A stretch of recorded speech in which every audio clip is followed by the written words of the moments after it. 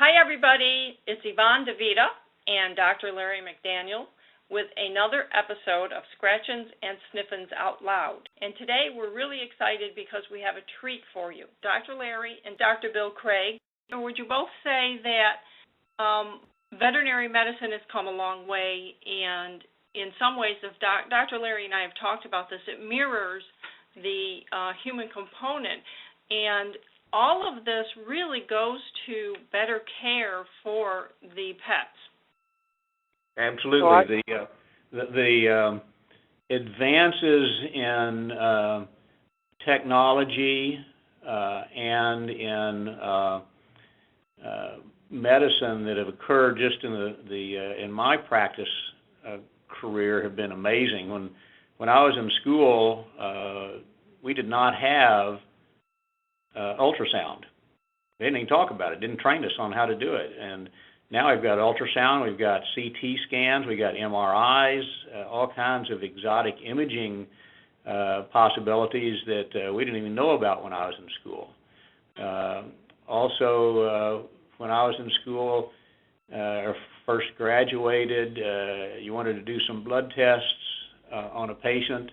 You would draw a blood sample, package that up, and send it off to some lab, probably in another city somewhere, to be run, and you get the results back 2 or 3 days later. Now we have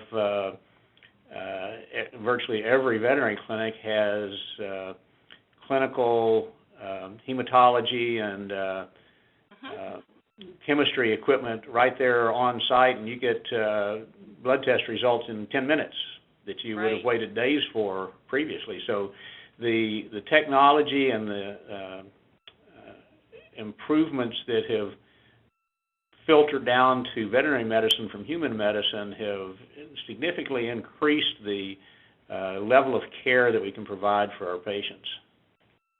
Right.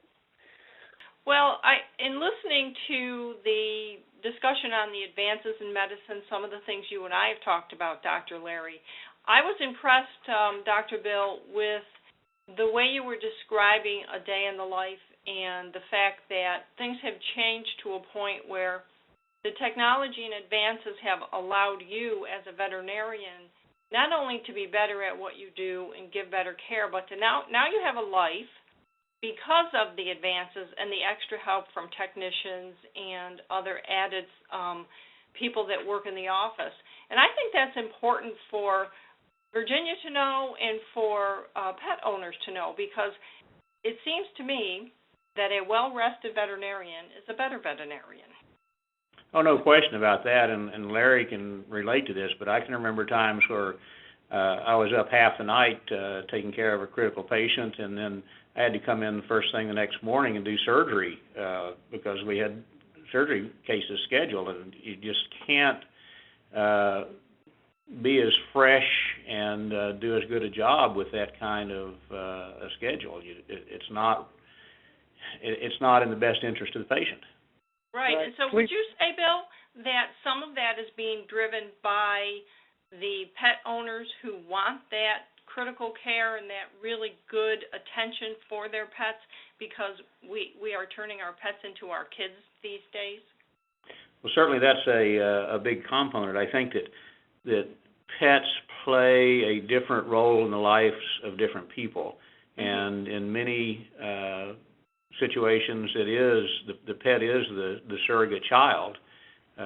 Maybe the kids are grown and gone off to school, and it's mom and dad and the pet, or you've got an older couple that the pet is the only family member that ever shows any interest in them anymore. You got single folks that they'd rather have a pet than a girlfriend or boyfriend because it doesn't talk back to them or give them trouble. So it's really interesting that you see the bonding that a lot of folks have with their pets, and that I think is driving a lot of the advances, both in the technology and in the style of practices and the types of practices that are developing. I agree. I wonder if, Dr. Larry and Dr. Bill, if sometime down the road we might revisit and actually talk about some cases that you've had that were interesting, without giving away any personal details. But it might be very interesting for our blog readers to hear about some of the surgeries you have performed and some of the cases that you've handled. Would you be willing to do that? Sure. Dr. Larry, does that sound like a good idea? I think so. Yeah, I think it sounds great. Okay. Thank you both. I hope anyone listening has any questions will write in, and we'll be happy to have either Dr. Larry or Dr. Bill back on to answer those questions. So this is another episode of Scratchings and Sniffins Out Loud.